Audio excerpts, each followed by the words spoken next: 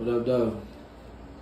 So today, we got here Jamal Douglas, aka OG Trubl3. You know what I'm saying? We're gonna interview about this documentary we seen about Moneyton, West Virginia. You know. But right now, we're gonna get to try to get to know a little bit about you right now. So you originally from Detroit, is that correct? Yes, sir. Big that. Motor City. East, West, the neighborhood. West Side, Joy Road, Exit 9, Herman Gardens. Okay. So, how many siblings do you have? I'm my mother's only. I'm my daddy's baby. Okay. And single parent, you grew up in a single home? Both parents? How did that go?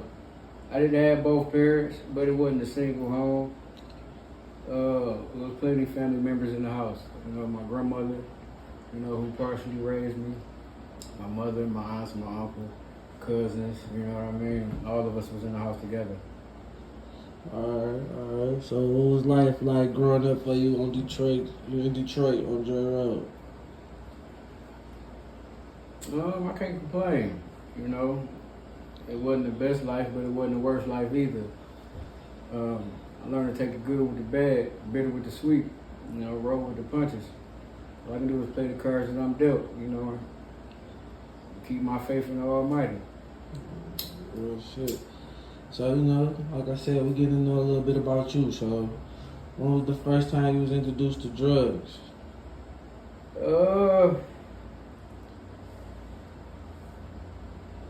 Funny thing, I've been around drugs pretty much majority of my life. When I was a kid, I didn't know what was going on, so it was around. It was around since I was a youngin', so I'm pretty fluent with it. Like I said, I'm from Joy Road. The only hood besides Harlem that's on the map. You know what I'm saying? And my era did that. I'm an '80s baby, Generation X. Crack era. Alright. So now when did you start dealing drugs yourself? I started dealing drugs in middle school. Yep, in middle school. I did it to support my habits and keep some money in my pocket. I ain't want to be the only kid not going to Coney Island and get some chili cheese fries and Coney dogs or whatever. You know what I'm saying? So, having a fly shit. We come from that era, or I come from that era where, if you ain't have it, you know what I'm saying, you was getting talked about in school. So I always wanted to be fly, you know what I'm saying? I was already dark-skinned and ugly with the nappy hair, so I had to at least stay fly, you know what I'm saying? Okay. So what school did you attend, growing up in the city? I went to Mann Elementary, I went to Lessinger Middle School, I went to Cody High School. Did you complete Joy school? Road, baby. Did you complete it? No, I didn't complete it. I ended up in St. Louis, where I completed the 11th grade. After that, I dropped out. Okay. So, you're Muslim. Mm-hmm. How long have you been Muslim? How long I've been Muslim? Yes, sir. I was born a Muslim.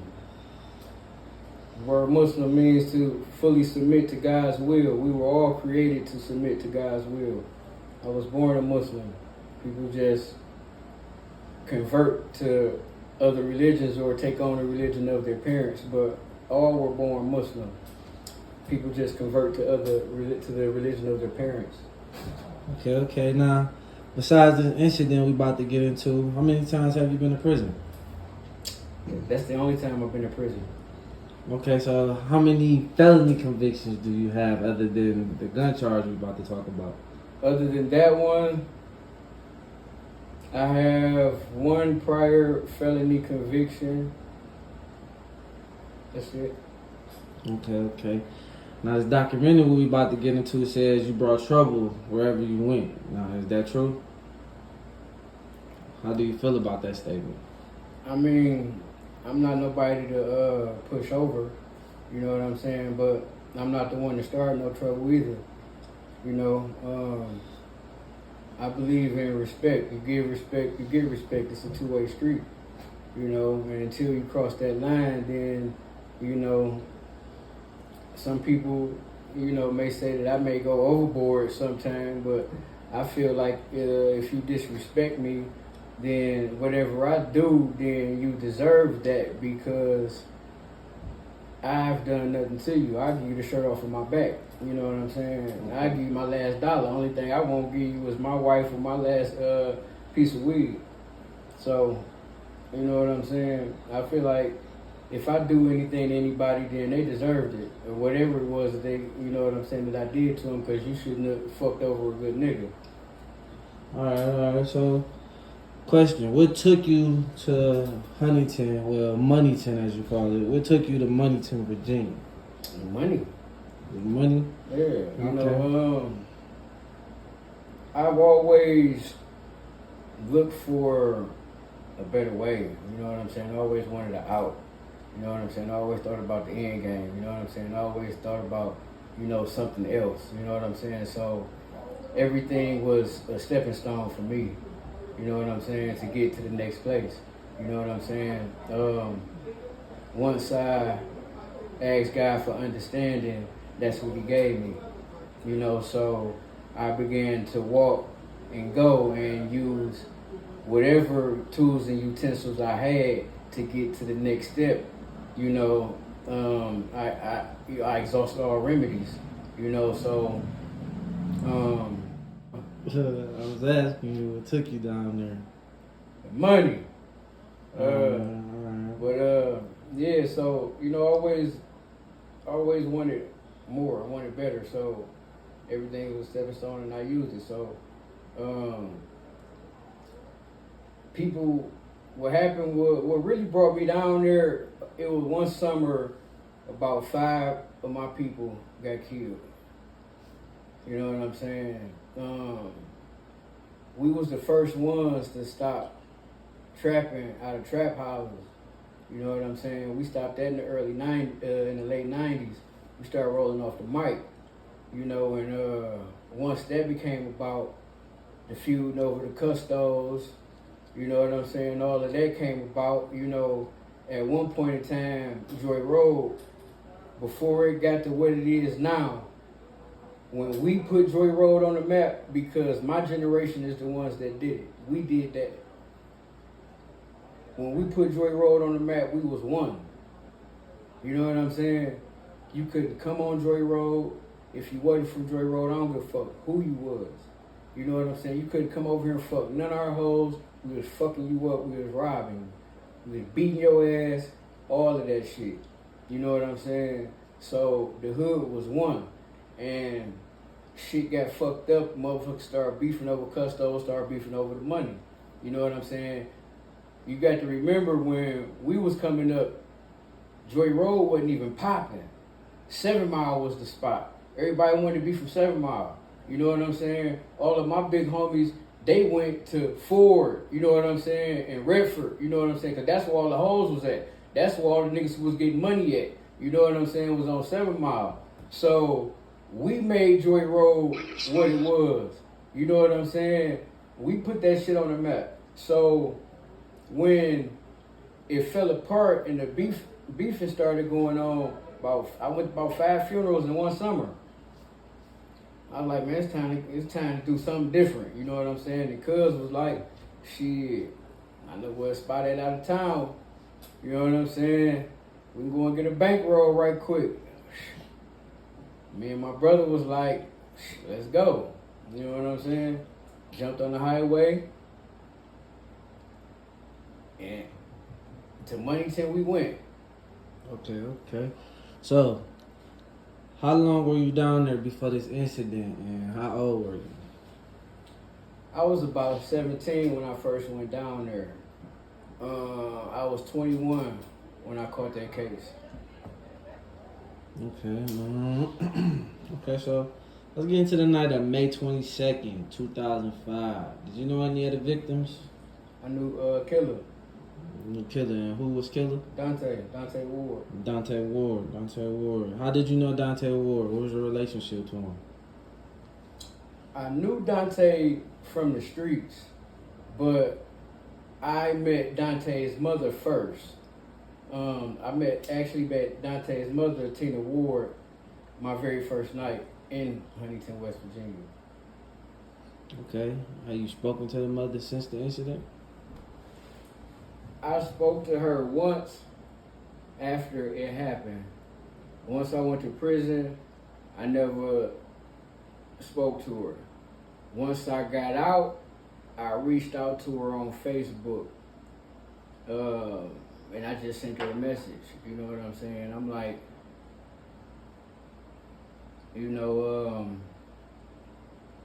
know you know that I will never take your baby from you.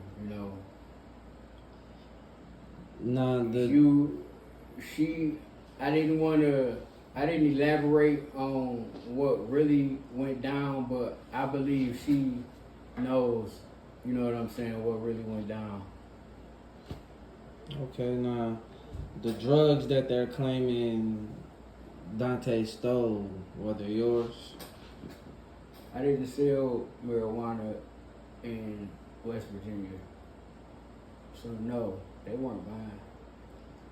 Do you think it was Dante that robbed Bunny? I know Dante didn't rob Bunny. Elaborate. Streets talk. I was in the streets. Okay, do you think it was Bunny that wanted to hit on Dante's life?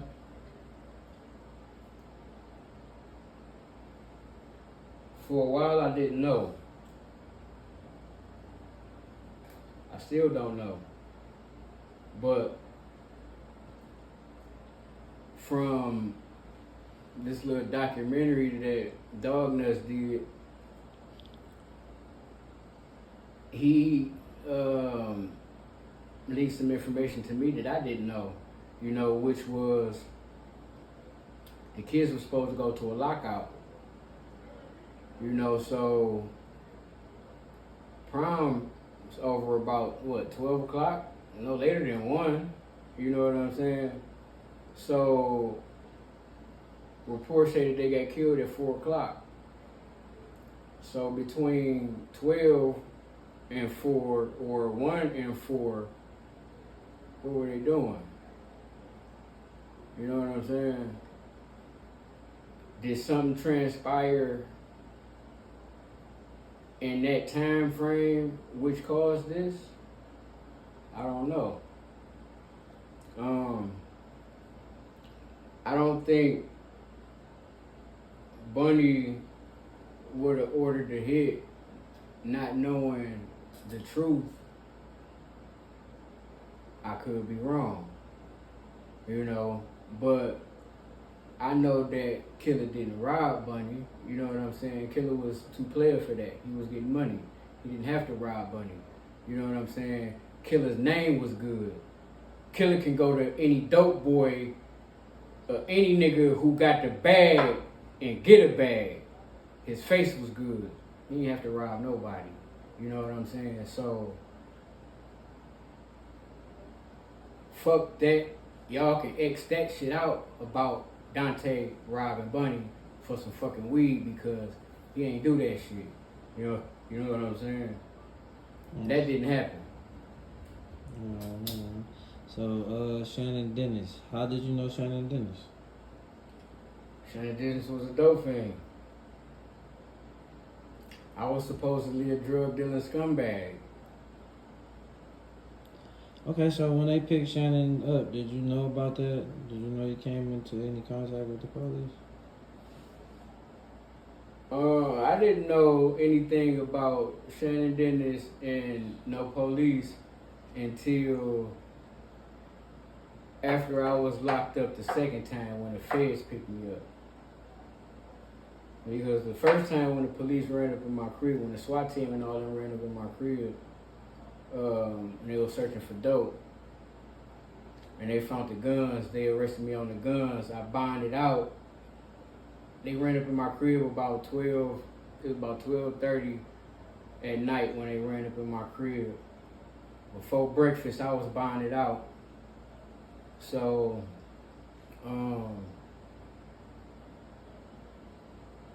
I went. They locked me back up the following day. Feds came and got me. You know what I'm saying? Once I got locked up, and then I got my PSI, my lawyer come talk to me, talking about who is this Shannon Dennis guy? I'm like, it's a dope fiend. Why? You know what I'm saying? They like, well, he talking about some, he was a getaway driver of for you, and when you murdered them kids. I said, well, and right then I said, well, let's go put him on the stand then, cause that's a fucking lie. I said, I done been out here in these streets too goddamn long to go and kill 4 people with a dope fiend. If anything, Shannon Dennis would have been laying there dead right with their ass if I'd have did it. But the relationship that I got with Tina will never allow me to do anything to Dante. You couldn't give me all of the money in the world to do nothing to Dante. You know what I'm saying? Like I said, I met Tina the very first night I came to West Virginia. And me and my brother only took a quarter block because we didn't know what to expect. You know what I'm saying? So, we ran through that shit the same night. So my brother went back to the crib to go get the rest of the work. I stayed there. It was cold as hell. It was below 0 outside. So I'm out there grinding. It's about 3-4 o'clock in the morning. Tina come out there like, boy, you ain't got nowhere to go? Get in this house. I said, I'm good. I'm out here grinding.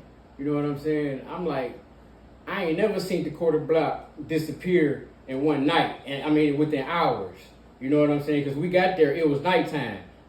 It wasn't, I was on the block maybe 2.5 hours. I stood on this side of the projects with a bar at 8th Avenue. I stood on this side of the projects. My brother was on this side of the projects on Artisan Avenue. Artie was the block. You know what I'm saying? That block did a bit of $50,000 to $100,000 a day. Not include the one house, I ain't gonna mention the name, that was over there that everybody was beefing about. His house alone did about 20 to 50 a day. You know what I'm saying? So I ain't never seen no shit like this before. You know what I'm saying? So I'm like, I ain't going nowhere. That's why I sent bro on to the crib. I'm like, man, I'm posted. I'm out here. You know what I'm saying? So she like, boy, it's cold as hell in here. Get your ass in this damn house. You know me, after she said it like that, you know, I was always taught to respect my elders, you know what I'm saying? And sometimes you just don't turn down people when they offering you, you know what I'm saying? So I took my black ass in the house, you know what I'm saying? Grind another day. So in the interview, in the documentary, Shannon told the police that he threw the gun in the Ohio River. Why you don't think the police went and got it?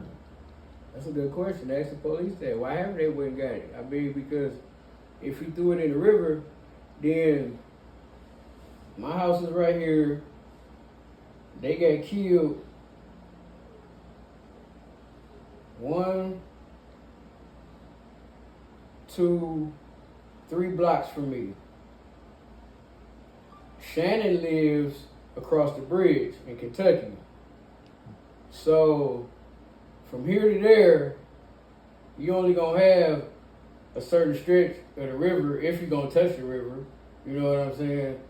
You should have been able to take the ass right to wherever he threw the gun at. And they should have been able to go in there and get the motherfucker. So, was Shannon telling the truth about anything, and what made him want to implicate himself in something like this and add you out of all people? Was he telling the truth about anything? My Monte Carlo was white at the time, but my seats wasn't gray. My seats was blue. And why would he implicate himself? He didn't implicate himself. That was something that the police made up because they knew that I was from Detroit. And they knew that going to tell a judge that's never prosecuted a felony case before that they believe evidence is in the house of a known Detroit drug dealer, that he will give them a warrant to search my house at 12 o'clock at night, when everyone knows that no search warrant is to take place past, it's either 9 or 9 p.m., 9 or 9:30 p.m., no later than 10, but I believe it's 9. You're not even supposed to do a search warrant of someone's home that late. Nah, let me ask you about that. So, when I was fighting on the inside, my lawyer went and found out that the day that the Huntington police... Wait. I'm sorry to cut you off. We're going to get into that. Just, I want to ask you another question about that, but we're going to get into what you're talking about right now. All right, but I want to ask you about the judge you were just speaking on. Mm-hmm. Now, you said the judge was a traffic judge and he knew nothing about... He was a traffic judge. He's never tried or even looked at a felony case before. Okay, so he never looked at a felony case, so he just gave a warrant. He gave him a warrant at 12 something that night to come and search my home. All right. Where me and my wife lay our head at.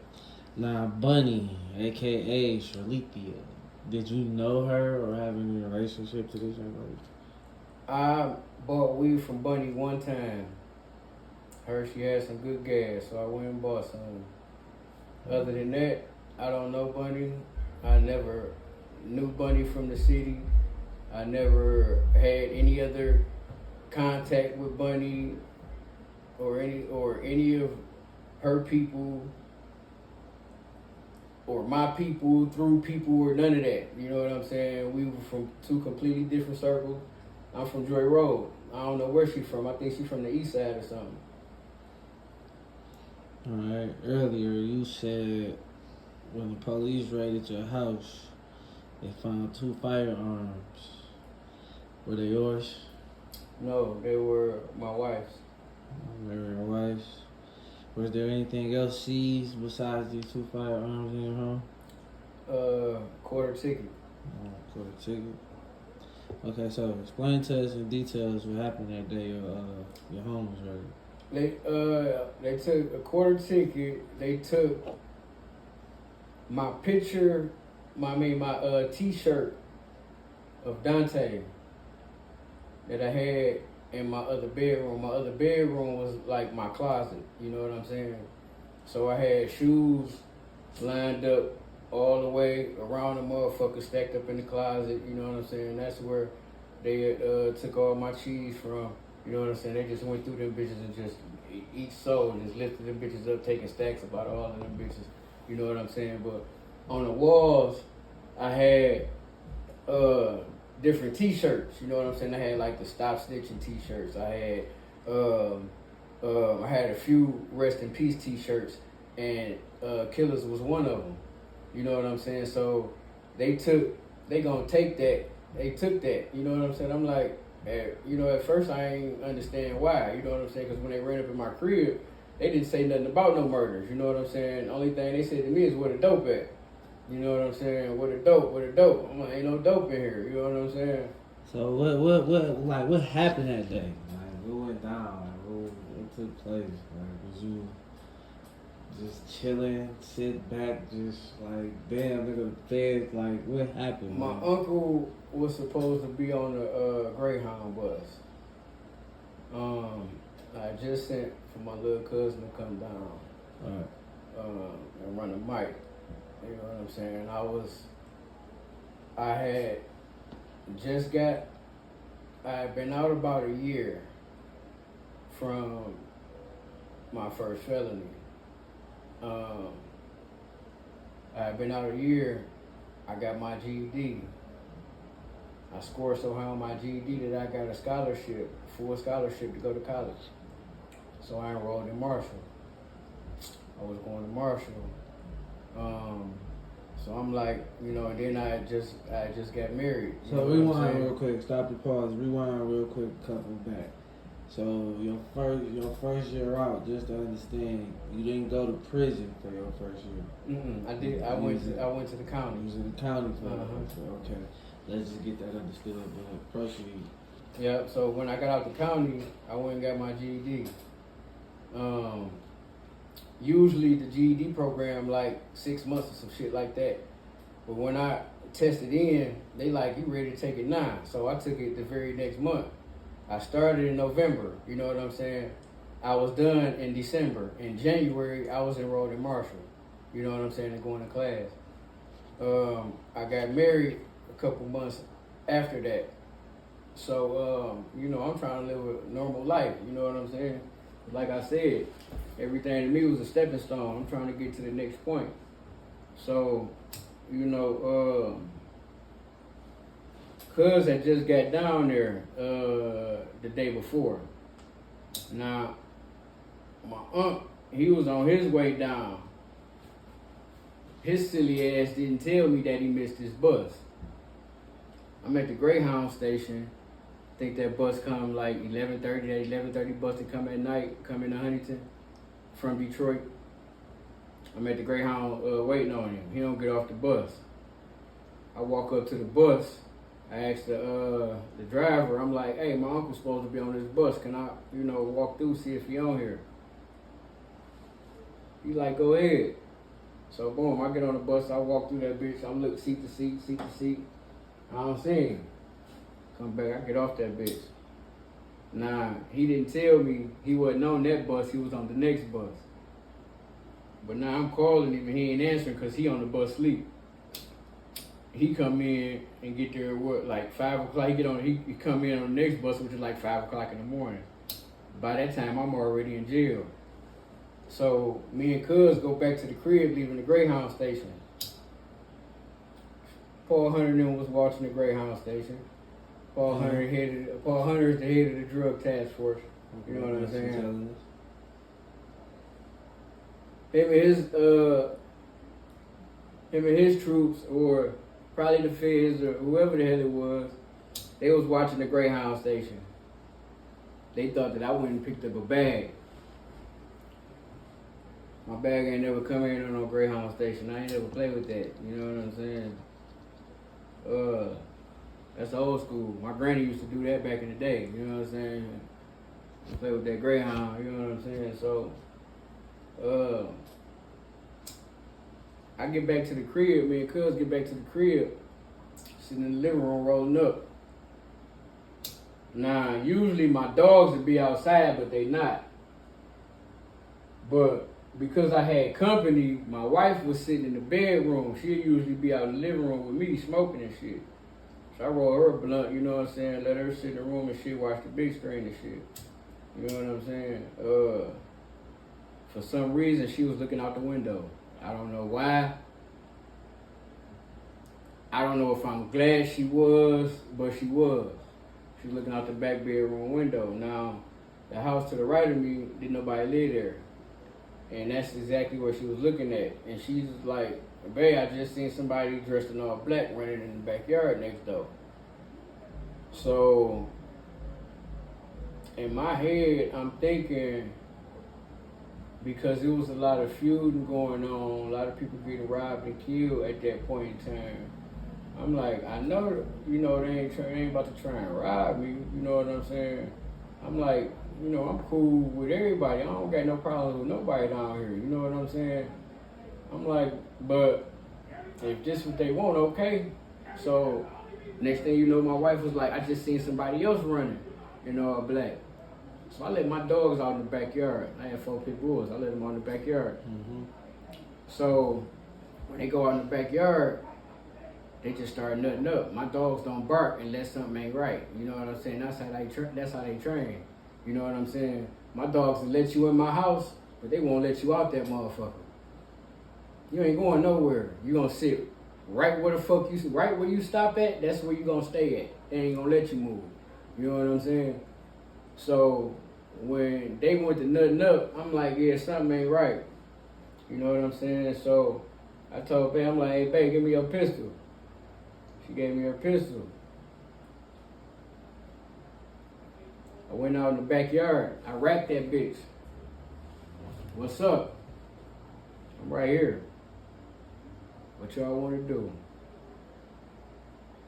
If they was coming to try and rob me or kill me, we finna have it out right here. You're not about to touch my wife or my cousin. You know what I'm saying? And if you don't know what you're doing with them things, you ain't gonna make it. You know what I'm saying? I learned a long time ago. The quickest one to pull is the one who gonna make it home. You know what I'm saying? So all that other shit, I was ready to go. I'm talking shit like, what up? Let's go. Come on. Come holler at me. You know what I'm saying? I don't nobody move. And I stand out there for like 5 minutes. So I'm like, man, what the fuck? So something tell me like, because I'm in the backyard, something tell me like, man, go check out the front of my goddamn house. So I go back through, I come straight through the back door, open up the front door. When I open up the front door, all I see is a SWAT team running in formation along my fence. I just turned around, left the door open so they ain't kick my shit in, kept hitting my blunt, got on my knees, cocked the 40, threw that bitch to my wife. You know what I'm saying? Right. Now, did you have any knowledge of this murder before you was picked up? Yeah, I knew the night that it happened. Me and my wife was riding around, and hello. Hey son, can I call you right back? All right, baby.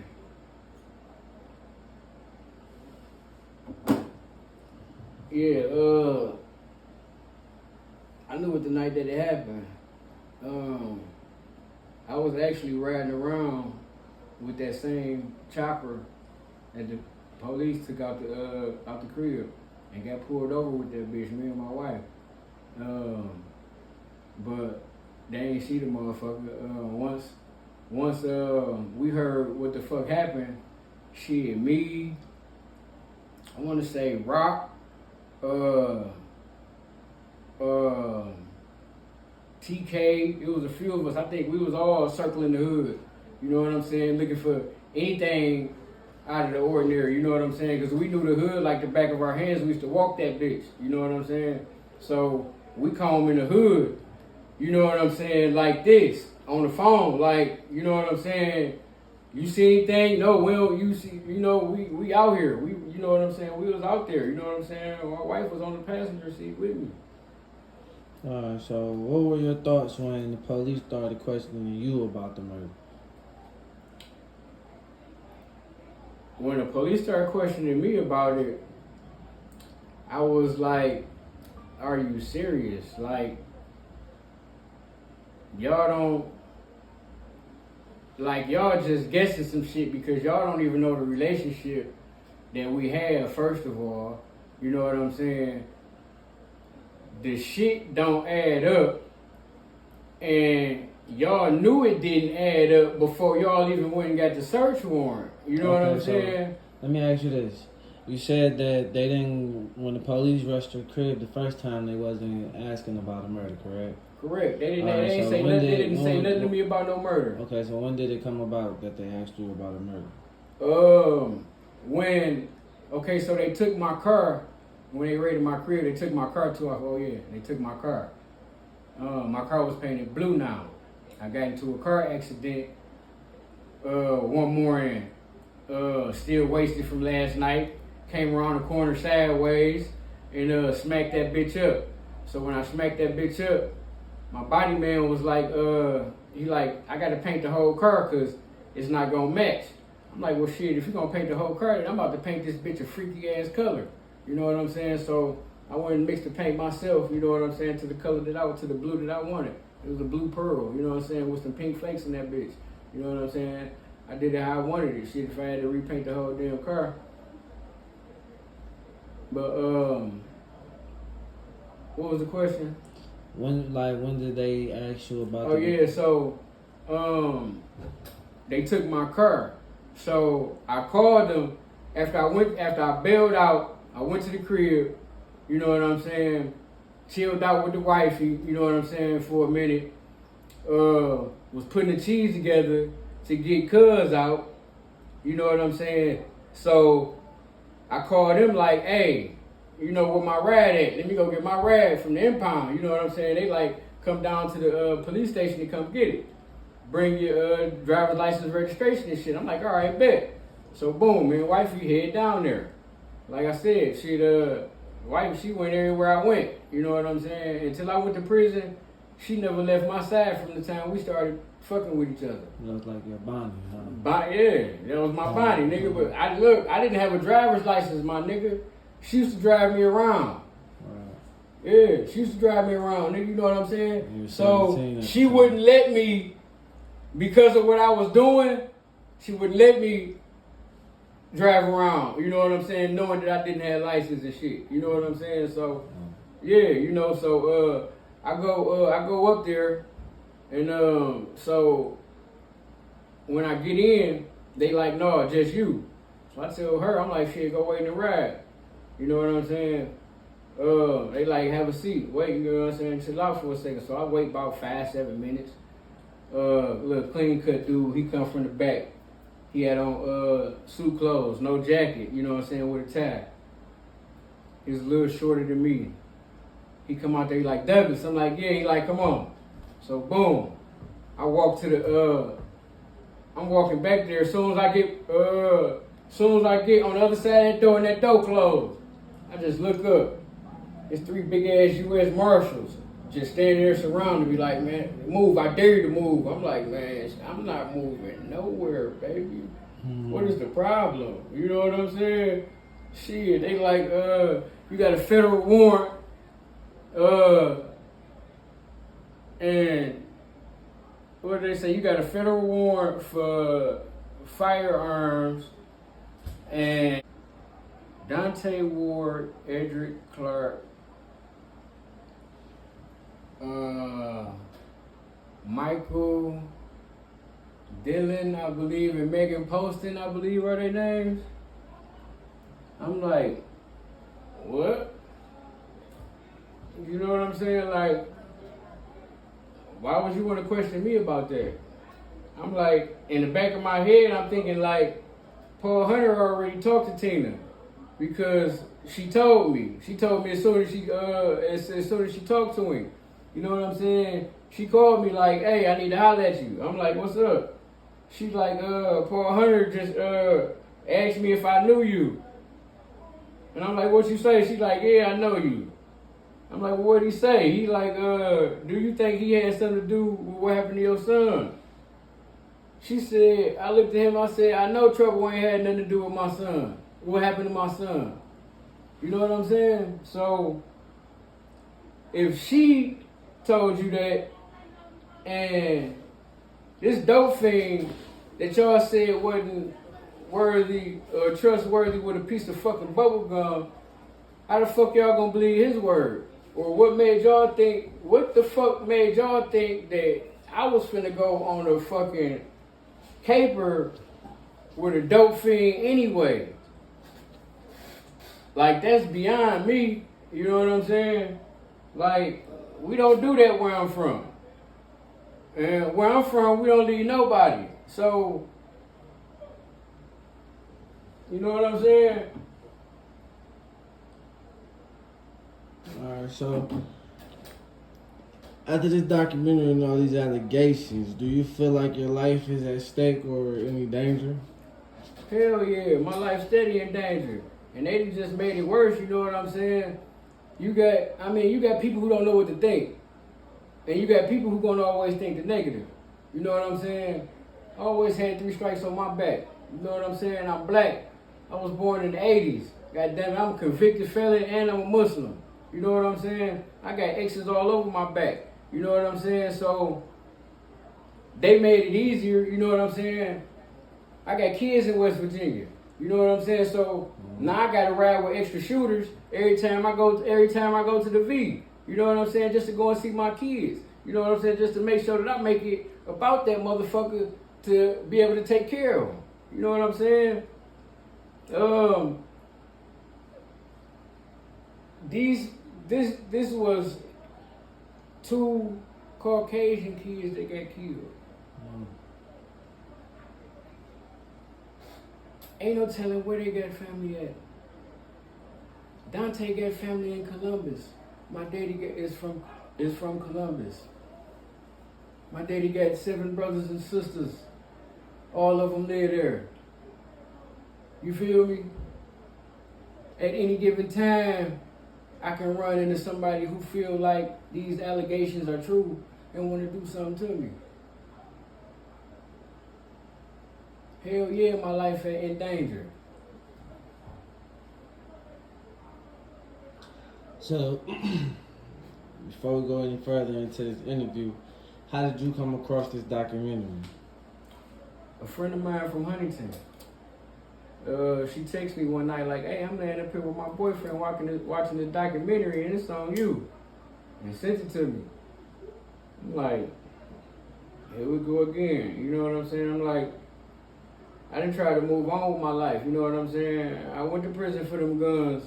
You know what I'm saying? And did my time. I took my time like a man. You know what I'm saying? I didn't take nobody with me. You know what I'm saying? I did that. And I paid my debt to society. So why do I have to continue to live through this bullshit when the truth should have been explained back then? Or no, actually, if they really want to know about me, all you gotta do is look up my court records. They're a fucking public record. You know what I'm saying? Everything that was said is right there. All of the allegations. I was never charged with the murder of these kids ever. Why? Because nothing can possibly link me to it. Why? Because I didn't do it. All right, we gonna get into that. We're gonna get into that, but you know, you got you get spicy. You know what I'm saying? I like that though. But okay, so Lamont, the man that did this documentary, he accused you of being a scumbag drug dealer. What's your response to that? There was no drugs found in my home. There was no drug paraphernalia found in my home. They found a quarter ticket, some money. Yeah, I was a little bit young to have that much money. Some guns. It was registered to my wife. Okay. He also feel, in his opinion, you're a cold-blooded murderer who got away with taking these kids' lives. How does that make you feel? I feel like before you slander my name, assume and jump to conclusions and make an ass out of yourself, because you're not going to make an ass out of me. You need to be doing a little bit more digging and do a little bit more homework, because it's right there. You just didn't go and look. You know what I'm saying? You wanted to go off of what everybody's saying. That's why, you know, I've always kept my peace, because people gonna believe what they gonna believe no matter what I say. You know what I'm saying? People gonna have their own opinion. You know what I'm saying? He got 100-some-thousand people that watched his video. Ain't no telling how many of them people think that I had something to do with it. You know what I'm saying? Alright, so you was mentioning your car earlier. Lamont stated in this documentary that you changed the car after this murder. Like, was it? I don't know the time frame of when I changed my car to when Killer got killed. But all they gotta do is, which is what they did, looked up my accident report of when I got into an accident, because when I got into an accident, my good civilian tax-paying ass called the police because there wasn't nobody out there. I could have just kept going, but my good civilian ass called the police and, you know what I'm saying, made an accident report, you know what I'm saying? So that was, you know, it was documented. And then on top of that, hold on, like I said, my seats was blue. My seats was not gray. And I had a Monte Carlo SS with T-tops, sticking the flow, 86, 87, I can't think of the year. But from doing some investigation, my lawyer, the first statements of the witnesses, which was the 12-year-old, I wanted to ask you about that as or well. whoever made the statement, but my lawyer pulled it, he got the original statements. And the car that was reported was a white Malibu with gray seats. I don't have a white Malibu with gray seats. I had a white Monte Carlo with blue seats. Okay. I didn't have a white, what did I say? I didn't have a white Malibu. I didn't have a white Malibu with gray seats. I had a white Monte Carlo. I didn't have a white Malibu with gray seats. I had a white Monte Carlo with blue seats. Okay. Yeah. So just the reef for making you say it backwards, but I understand what you're saying. Right. It's all good. Alright. And he was saying this documentary had 100K, you know, and that's like 100,000 something people, you know, taking this narrative and they running with it, looking That's at you. 100,000 people that think that I'm the devil right now because of this man's accusations and because of this story that this man done put out here. Alright. Let them kids rest, man. I want to ask you that. One thing about murder, ain't no statute of limitations on it. So, if and when it comes out, check this out. I heard they gave Bunny life. So, if at any given time she wanted to come from up under that life, I bet you they already offered her to just give up the motherfucking shooter. And when she get tired of sitting behind that motherfucking cell block, if she did order that hit, she gonna give that shooter up. Cause she gonna be ready to come home. Prison ain't for everybody. You gotta be built for that shit. What do you really, you know, what you want to say to the people, you know, the victims' families that happened, you know, to these kids' families, if you want to say anything? Throughout my trial, I was told to keep my mouth closed. I was a young, ignorant black man who didn't know the law. I didn't know my rights. I didn't know what I could and couldn't do and what they could and couldn't do. And because of that, I kept my mouth closed. Every time I went to court, y'all were there and y'all were looking for answers. And each time I wanted to tell y'all so bad that I didn't have anything to do with it. Y'all not gonna find it here. I knew that because I knew that I didn't have anything to do with it. And I felt bad for them. I felt bad for y'all. I did. And I didn't know what to do. And, you know, I'm sitting there fighting, you know, and not knowing what the hell is going on. You know what I'm saying? And I just wanted to say something to y'all so bad because y'all didn't deserve to go through that torment of coming to each and every one of my court hearings hoping to get answers on what happened to y'all babies. That wasn't right. That wasn't right for the Huntington police. I'm not going to say all of the Huntington police. The ones that were in that circle that orchestrated this scheme to come up in my house and make up this story. They ought to be ashamed of themselves. And from what I was told, Paul Hunter was fired and kicked off the force at one point in time, but now I heard he's back on the force. You know what I'm saying? Like, y'all wrong, man. Y'all, that's wrong for y'all to allow those families to go through that, looking for answers, knowing they wasn't gonna get none. Y'all knew that they wasn't gonna get none. Y'all knew that. You know, I apologize for not speaking up. I apologize for being ignorant and not knowing the law. I don't know if at that time me saying something would have changed y'all feelings about anything, and that's, you know, maybe some of the reason also why I never said anything, because I was on trial, you know what I'm saying? And in the public size, the black man is, of course, guilty. You know what I'm saying? But the good thing is evidence. You know what I'm saying? And we live in a day of evidence, and if it wasn't for the evidence, and the evidence clearly showing that I had nothing to do with it, that's the only reason that I have kids. You know what I'm saying? Because this happened when I was 21 years old. I hadn't even had kids yet. My wife divorced me, sent me divorce papers 3 months after I got to prison. You know what I'm saying? They destroyed my life. You know what I'm saying? I ended up on student loans because I didn't complete college on time. You know what I mean? I lost everything, you know, and it's not y'all's fault, but it's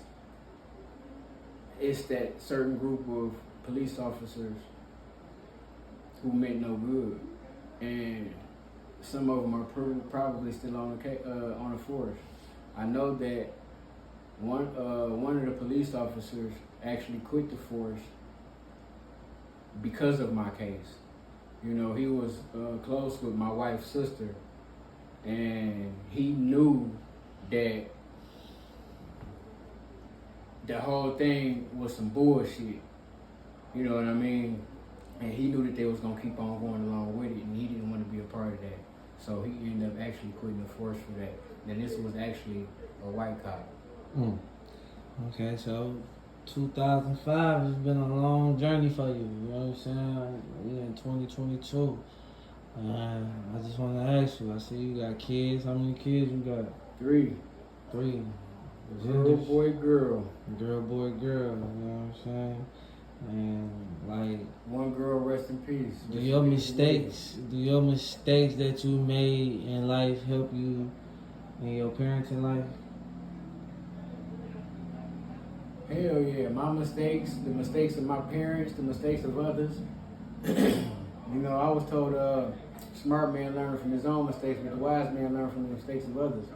And you know, my kids that's something I don't play with. You know what I'm saying? I already lost one. You know, so I live for my kids now. You know, I done did everything I wanted to do except for smoke with Snoop. That's the only thing I ain't did. You know what I'm saying? I done did everything I want to do, so I live for them now. Everything I do is for them. Man, I appreciate you sitting down with us, you know what I'm saying, telling us your side of the story. Any last words you want to say to, you know, the man that did the documentary, you know, anything to the family, you know, anything at all, you know what I'm saying? Anything you want to close out with? You slandered my name to the guy who did that documentary, not gathering the facts. You know, something that my mother, I never understood why when I was a kid, my mother, she was a bookworm. My mother just got her master's degree, you know what I'm saying? She's still going to school, and she just turned 60, you know what I'm saying? So she always been a bookworm. So as a kid, I would always ask my mother a question, and her response will always be the same, and it always would be, go look it up. I had every encyclopedia you can think of in my room, every dictionary you can think of in my room. So whenever I asked my mama a question, her favorite answer was go and look it up. So growing up, it stuck with me. I never listened to what somebody told me. I always went and looked it up for myself. You know what I'm saying? I never accuse somebody of being wrong if I don't know something. If I don't know something, I'm gonna keep my mouth closed and I'm gonna listen. You know, and then I'm gonna go and do my research myself. You know, and find out, you know what I'm saying, the facts. If the subject interests me. If not, I'm gonna just blow the shit off. But 9 times out of 10, I'm gonna go and look the shit up. And so throughout life, that's what I've always done. I never listen to nobody. I go and look it up for myself. You know what I'm saying? Google is a motherfucker. Your phone do everything you want it to do. You should have been doing a little bit more digging, man. You did that to me, and no telling who else you done did that to. I didn't even subscribe to you and watch none of your other shit, you know what I'm saying, to know who else you did it to, but you probably owe somebody else an apology too, man. You need to go and handle that. If it's anybody that I've ever offended or trespassed against, my apologies. Sincerely. To the families that lost their loved ones. No words that I say can bring them back. I wish whatever happened to them on that night never happened. And I hope that one day we do find out what really happened, because I want to know what happened to Killer. That was my baby. Well, that wraps up this interview. You know what I'm saying? I appreciate it. Appreciate your time. Ladies and gentlemen, there you have it.